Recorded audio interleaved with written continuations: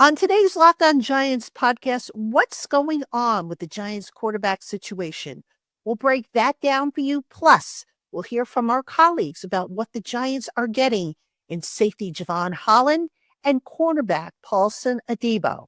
That's all coming your way next here on the Locked On Giants podcast.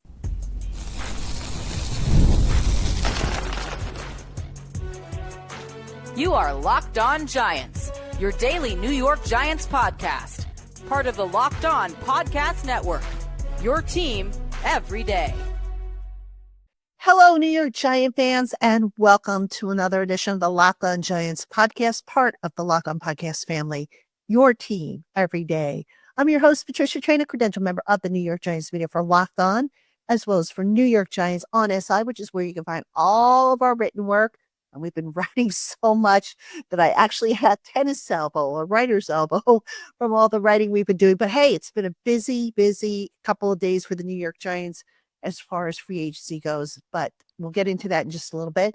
And as always, welcome on into my Blue Crew community members, my everydayers, my newcomers, and everybody in between. Thank you, as always, for spending part of your day with us here on the Locked On Giants podcast. And on today's show, got a lot to cover. We're going to talk about where things stand with the New York Giants' quest to sign a veteran quarterback. Now, disclaimer, as I record this, it is 9:14 p.m. on Tuesday night. So depending on when you watch this, things might have changed, but I just want to put that little disclaimer out there so that you know exactly when I'm recording this and how, where my information is kind of syncing up. All right, so we'll talk about that. And then in segments 2 and 3, we're going to get to know the newest Giant players. In segment 2, Jevon Holland, the safety that was signed on Tuesday, or agreed to terms, I should say, on Tuesday. We're going to hear from Alain Poupart, who is the site publisher for Miami Dolphins on SI. And he's going to answer a whole bunch of questions that I posed to him about what the Giants are getting in Jevon Holland. So, you'll see that. And if you've been on YouTube, you probably saw a little clip of that interview with Alain.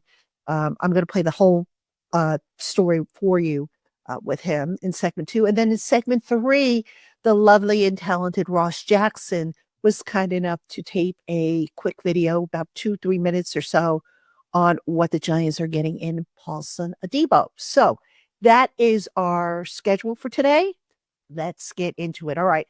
Where do the New York Giants stand with the quarterback situation? Now, this has kind of gone back and forth with Aaron Rodgers. The Giants have spoken to Aaron Rodgers. I was able to confirm, by the way, that the Giants, or I should say Rodgers, has not yet been released by the Jets. He will be released as of 4 o'clock on Wednesday. But he has been granted permission to speak to other NFL teams, obviously. So this isn't like, this chatter that's been going on between Rodgers and the Giants, and Rodgers and other teams has been going on through a friend on Rodgers' behalf. This is his agent having received permission to go out and talk to other teams on behalf of Rodgers. Now, one of the reasons why I suspect nothing has happened yet with Rodgers is because he has been designated by the Jets as a post-June 1st transaction. So there's a little bit of there's some rules here governing that. So basically what that means is the Jets, in order to optimize the savings on the Aaron Rodgers contract, have designated him for June 1st. That doesn't mean that teams have to wait till June 1st before Rodgers can sign with them. All it means is that the Jets will not be able to use the money that they're going to save on Rodgers until June 1st. But with that comes a little term. And this is why Rodgers has not been released yet by the Jets, meaning that he can't sign with any team until he's officially released. So players that are designated as post-June 1st transactions cannot be released until the first day of the new league year, which again, for this year is March 12th, Wednesday, if you're watching this, at 4 p.m. or 4:01 p.m., I should say, Eastern time. That is when the official start of the new league year begins, right? The reason for that is that if the Jets were to release Rodgers say on Monday or Tuesday, they'd be hit with the cap hit. They would not be able to declare him as a post-June 1st transaction. So that's the timing involved there. Now, what does this have to do with the decisions? Rodgers has been talking, obviously, with the Steelers. He's been talking with the Giants. I don't think he's been talking with the Vikings. I haven't heard that he's been speaking with him. The Vikings, for those who didn't hear, Daniel Jones decided to sign with the Colts. So now the Vikings got to figure out, what are they going to do for a veteran quarterback? They've got J.J. McCarthy, so they're not exactly in dire straits as far as, not having a quarterback situation resolved, but they would like to get a veteran on board. I don't think Rodgers wants to go to a team. This is just, my own opinion. I don't think Rodgers wants to go to a team where he's going to start for a couple of games and then give way to J.J. McCarthy. So that all being said, Rodgers has had conversations with the Steelers. He's had conversations with the Giants. It's kind of gone a little back and forth here, but Rodgers technically doesn't have to make a decision on where he signs until 4:01 p.m. on Wednesday when he officially becomes a free agent. All right. So that is what I believe the holdup is. I know a lot of you have contacted me throughout the day, the last couple of days on Twitter. Why haven't the Giants signed anybody? What's going on? There's going to be a domino effect. All right. Now, Rodgers, when this whole thing got started, Rodgers was a break glass in case of emergency. Russell Wilson, who is also still in play as I record this for the Giants, he may go back to Pittsburgh. It all depends on what happens with Rodgers. So Rodgers is really the next domino in this whole thing. So if Rodgers turns down the Steelers, I believe the Steelers are going to crank up their efforts to bring back Russell Wilson. If Rodgers decides to go to the Steelers, then that probably opens up Wilson to the Giants, assuming that they can agree to terms. Now, I also reached out to another colleague of mine over in the Pittsburgh area. Matter of fact, I just got the information in here. I said, "What's going on? What have you heard?" He says, and I quote, "From what I understand, Steelers and Giants both prefer Rodgers over Wilson. Giants' offer is for more money. Steelers not trying to overspend. Rodgers is deciding what's better. But if he takes too long, the Steelers will just choose Wilson." So again, Rodgers technically, not that there's a deadline on when he has to decide, but he has until 4:01 p.m. And that's when I think teams are going to say, "Hey, what's your verdict here? Are you coming to us or are you not? And if you're not, or if you're going to keep dragging this out, we're going to move on to the next thing." So that's where things, as I understand it, sit with the quarterback situation. Again, as of when I started recording this, which was 9:15 or 9:14 p.m. Eastern on Tuesday night. So hopefully that answers a bunch of questions regarding the quarterback situation. All right. Coming up next, we are going to hear from Alain Poupart of Miami Dolphins on SI. He's going to tell us everything we need to know about Giants safety Jevon Holland, who they agreed to terms with on Tuesday. So that's coming up right after this. This show is sponsored by BetterHelp. Taking care of your mental health can feel like a big investment, but it's just as important as taking care of your body. Traditional in-person therapy can cost anywhere from $100 to $250 per session. But with BetterHelp, you can save up to 50% per session. BetterHelp offers a flat fee for weekly online therapy sessions, making professional support more accessible and affordable. With over 30,000 therapists and over 5 million people helped, it's the world's largest online therapy platform. We spend money on gym memberships and healthy food, so why not invest in our mental well-being too? Therapy isn't just for tough times. It's a great tool for learning coping skills and setting boundaries. BetterHelp makes it easy to fit therapy into your schedule, whether you're working, parenting, or always on the go. Your well-being is worth it. So go on, visit betterhelp.com/lockedon today and get 10% off your first month. That's BetterHelp, HELP.com/lockedon to get 10% off your first month. All right, Giant fans, welcome back to the Locked On Giants podcast. In this segment, we are going to hear from Alain Poupart, who is the publisher of Miami Dolphins on SI, the sister site, one of the sister sites to New York Giants on SI, which is the site I run. So let's get into it. Let's hear what Alain had to say about Giant safety Jevon Holland. All right, Giant fans, I am joined right now by Alain Poupart. He is the publisher of Miami Dolphins on SI. He is here to talk about the Giants' next safety, a big signing for the New York Giants, Jevon Holland. Alain, my friend, welcome to the program. How are you, Patricia? Always great to see you. All right, Alain, let's jump right into this. What are the Giants getting in Jevon Holland? They're getting a safety who absolutely looks the part, who is somebody who seems like it's a matter of time before he becomes an elite safety, which leads to me saying he's not there yet and don't want to kick the guy on the way out the door or kick rocks. If you know, you know. And I can expand on that if you'd like. I don't know that he's somebody whose performance has justified the reputation he has nationally, because he was a good, solid starter for the Dolphins. Even when he came in as a second-round pick in the 2021 draft, immediately he looks the part. He's a really good athlete, does a lot of different things, except you always got the feeling that there's something more there. And like the analytics sites, Pro Football Focus, for example, loves him. I know nationally he's got a great reputation.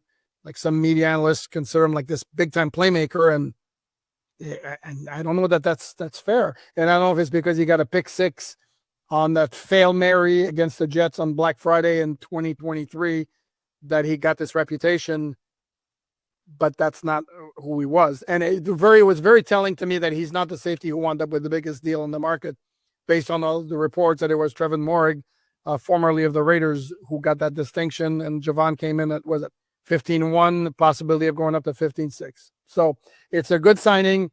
I don't know if you're expecting Kyle Hamilton or somebody of that ilk immediately. I'm not sure. He's not been that guy. I think there's certainly the possibility is there that he will become that guy, but there's no guarantee. Is it because of the scheme that he played in? What do you think has held him back? Well, he's played it under three different schemes, because when he was drafted, Brian Flores was the de facto defensive coordinator, was kind of running the defense. When Mike McDaniel came in 2022, he kept the defensive coordinator, Josh Boyer, who ran pretty much the same defense.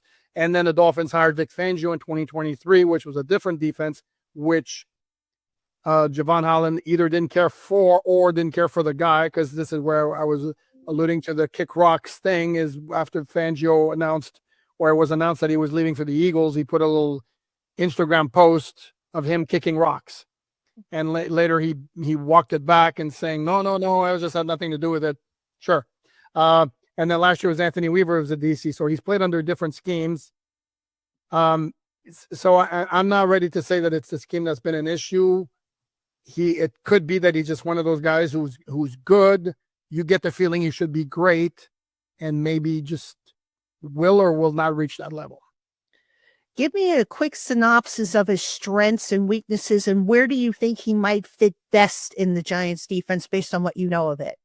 I think he's more of a center fielder than he would be like a close to the box type of guy. And I've seen, again, scouting reports on him suggest he's like really good in the box and brings physicality. And I'm like, are we watching the same guy here? If his background to at Oregon, he played a lot of nickel. So that's another area you can use him in that sense. Physicality is not his forte. He's a guy who will go, like his signature play of the 2024 season was a forced fumble in the opener against Jacksonville when the Jaguars were ready to go up 24-7, and he basically turned the game around with that one play. But it was a punch out from the side. It wasn't like he just thumped the guy, Travis Etienne, and the ball came out. So he's not necessarily a physical guy. He'd be closer to having like a third cornerback, even if you play him, as a free safety deep in center field. That's his skill, his coverage. He's got playmaking ability on the ball, even though he doesn't have a whole lot of interceptions in his career. But that's what he brings. If there were weaknesses, again, he's not terribly a physical guy. And like I said, I'm going against what some reports I've seen nationally say, and I don't believe them or believe me. I don't know what to tell you, because I've seen the guy play for 4 years, and if there's a lot of physicality there, I'm not sure where I missed it. And then just finally, Alan, what's something that Giant fans should know about Jevon Holland? What should they? He's born in Canada. How about that? Fellow Canadian, just like me. What should they know about Jevon Holland? He was he's had a podcast. I don't know if he's going to continue it with NFL Network reporter Cameron Wolfe, and there's another co-host, who's gentleman whose name escapes me. It's called Breaking House Rules. I don't know if he'll continue it during his time with the Giants. Loves to play golf. Before he hit free agency, he had talked about the idea of living in a big city, where he was intrigued by the idea of living in a loft. I'm assuming that's going to be possible in New York. New York/New Jersey. That's kind of pretty much it, as I would say. Again, I think it's if he blossomed, like the Dolphins lost 2 safeties to free agency last year, and both of them had much better seasons with their new team. That was Brandon Jones in Denver, Deshaun Elliott in Pittsburgh. If Jevon Holland went to the Giants and blew it out and really like reached his full potential, I wouldn't necessarily be totally shocked. I would just say, again, depending on your knowledge of what he is from the outside, I would say don't go in thinking you got yourself a superstar immediately. All right. Well, we'll see how it works out, obviously. I mean, sometimes guys go to another team and they blossom, and sometimes they don't. So anyway, Alan, appreciate you coming on, giving me a few minutes of your time. He is Alain Poupart. He is the site publisher of Miami Dolphins on SI. Please make sure you check out his fantastic work. Good friend of mine. Alan, continue good luck to you in free agency. It's a busy time for us all, so I appreciate you, my friend, for coming on. Absolutely, Patricia. Do that anytime for you. All right, Giant fans, I hope you enjoyed that little piece of information from Alain Poupart. Good friend of mine, really good man. Check out his stuff on Miami Dolphins on SI if you happen to have an interest in the Dolphins. All right, coming up next, we're going to talk about Paulson Adebo, the cornerback that the Giants signed, and we will hear from the lovely and talented Ross Jackson. That's coming up right after this. Hey, Giant fans, March Madness is here, and FanDuel is giving you the chance to get in on the action like never before. Right now, new customers can get $200 in bonus bets when your first $5 bet wins. That's $200 extra bucks to use on everything from buzzer beaters to Cinderella stories, and even who's cutting down the nets. With tournament games happening almost every day, there's always something exciting to bet on. The FanDuel app is simple to use, and when you win, you get paid instantly. There's no waiting around. So visit FanDuel.com today to get in on college hoop action all tournament long. All right, Giant fans, welcome back to the Locked On Giants podcast. I'm your host, Patricia Traina. Coming up on the Locked On Giants podcast, of course, the Giants eventually are going to have to get a quarterback. I mean, is it going to be Aaron Rodgers? Is it going to be Russell Wilson? Is it going to be somebody else? So as soon as we get that information, obviously, I'll break that down for you. We'll get a reaction. I'll see if I can get the corresponding Locked On host or On SI host, or I should say On SI publisher, to come on to tell us more about the quarterback that they get. If it's Aaron Rodgers, I'll probably reach out to Peter Bukowski of Locked On Packers, because who knows Aaron Rodgers better than Peter B? Who loves Aaron Rodgers better than Peter B? Yeah, I'm saying that tongue in cheek, but anyway, so yeah, we will. That's the plan. I do have a few more interviews with colleagues that are already in the can. We'll hear from Marcus Mosier from Locked On Cowboys on Chauncey Golston. Kevin Ostreicher, Locked On Ravens, talked to us about Chris Board, the special teamer / linebacker, and my favorite person in the world, one of my favorite people in the world, Tony Wiggins of Locked On Jaguars, spoke to us about Roy Robertson Harris, who is with the Jaguars for a little bit longer than he was with the Seattle Seahawks. So we'll hear from all those people, plus any other free agents that the Giants add. I'll try and get them on so that you guys and gals can get a better idea of who and these players are and what the Giants are getting in them. All right. So before we get to Ross Jackson, who was kind enough to take a couple minutes for me, this wasn't an interview. Ross just kind of, took the question that I sent to him and he did this interview or self-interview. Just real quick, Jason Pinnock has has agreed to terms with the 49ers on a 1-year fully guaranteed deal. So Pinnock, no surprise there. I've been telling you for like the longest time that I thought he was not going to be back. So 50-50. I didn't think Darius Slate would be back. He's back, obviously. But Jason Pinnock, I knew they wanted to upgrade from that position. They, of course, did with Jevon Holland.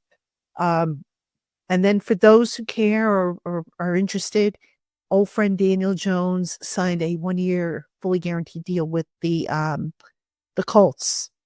So Jones is going to have an opportunity to reinvent himself, reestablish himself, if he can win the starting job over Anthony Richardson. So just a couple of little FYIs for you there. So that being said, let me fire up Ross Jackson of Locked On Saints, who tells us what the Giants can expect to get in new cornerback Paulson Adebo. Hi, Patricia. So this one's simple. In terms of what the New York Giants are getting in a Paulson Adebo, you're getting a big-bodied, physical, confident cornerback who is absolutely awesome in the locker room, great person, hard worker.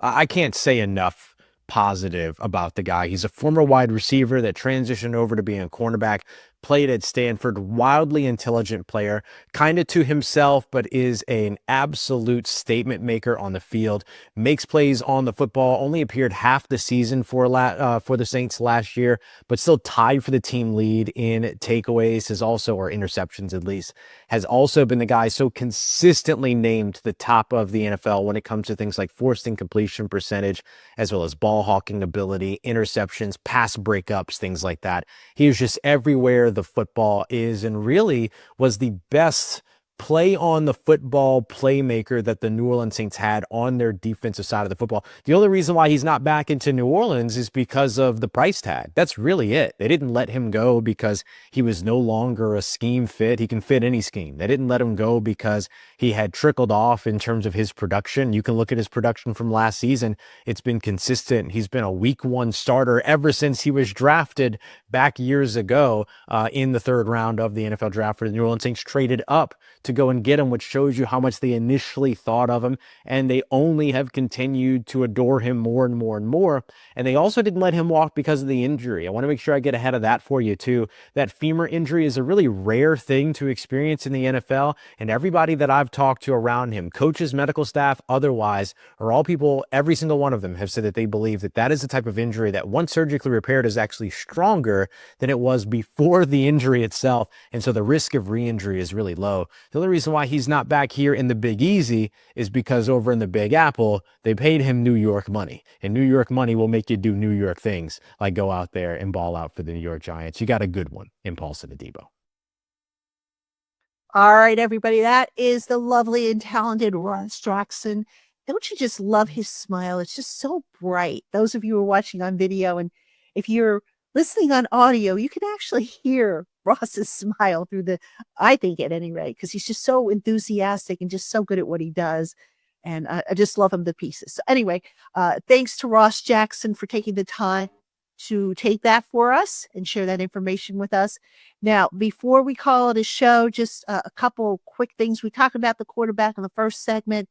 One position we haven't spoken about is guard. Now, the Giants were looking to maybe talk to or sign Will Fries, who I believe went to the Minnesota Vikings. So he's off the board. The free agent guard market's kind of drying up a little bit.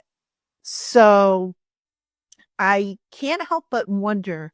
I mean, I think the Giants will add another veteran guard at some point. It might be like the second tier, the second wave of free agency. But as I've been telling you guys for a while now, I believe the plan is going to be for Evan Neal to cross train at guard. So it is possible that the Giants might end up, seeing if he can't be salvaged, by playing guard, because he's not going to play tackle. Obviously, he's going to become the guard if he can prove that he can learn the position. Right guard. He played left guard, I believe, in Alabama. So the hope is that he can quickly get up to speed at right guard, to where if they don't get a veteran at that spot, and right now, like I said, the position just seems to be drying up a little bit on the free agency market. So, that is the plan, the fallback plan, I should say. Regardless, Evan Neal is going to cross train at guard, but the hope is that he can, show that he can be the guy. But I think it's also safe to say that the Joshua Ezeudu experiment is probably coming to an end, which is a shame because he's such a hardworking kid and a sweetheart of a kid. But, just sometimes it's just not meant to be. They also have Jake Kubas, who I know they want to continue to develop. So really, if you look at what the Giants have done the last 2 days, the guard position and the quarterback position, those are probably still the two biggest question marks on this team as of Tuesday night. So hopefully, like I said, within the next 24 hours or so, or by the end of the night on Wednesday, we'll have an answer one way or another. And if we do, obviously, I'll have a video on YouTube, a quick video.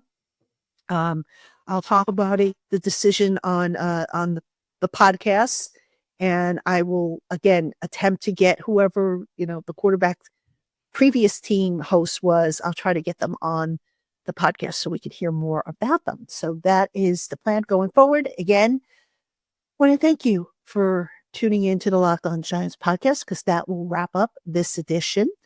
And please, if you haven't already done so, if you're watching on YouTube, subscribe to the channel, click the little notification bell so that you don't miss a video, whether it be a short or a full-length video that I post. Thank you as always for your time. And Giant fans, I will talk to you again tomorrow.